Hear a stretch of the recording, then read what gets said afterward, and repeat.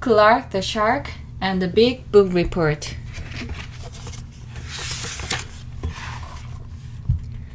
Tomorrow is a book report day, said Mrs. Inkydink. Is everybody ready? Only a few flippers went up. I'm nervous, said Benny Blowfish. I'm scared, said Ella Jellyfish. I can't wait, said Clark the Shark. If you're worried about speaking, said Mrs. Inkydink, just remember, be bold, be smart, and speak from the heart. I'm not worried, said Clark, laughing. Mine will be the best report ever. At recess, Joy Mackerel asked, Aren't you nervous about talking in front of the class? Easy peasy, said Clark. I know my book like the back of my flipper. At lunch, Clark made up a joke for his report.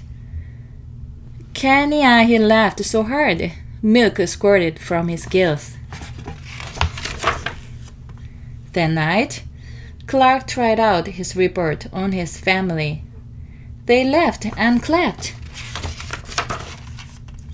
Clark even made a fancy poster of the book cover with a little help from Mom. On the way to school, Joey asked, Are you ready? I'm so ready, said Clark. They should film my report. It'll be perfect. All through their morning classes, Clark wriggled and wiggled. He couldn't wait to give his report. Finally, the time came. Who will go first? Asked Mrs. Inkydink. Nobody spoke. Nobody but Clark. Me, he said. Pick me.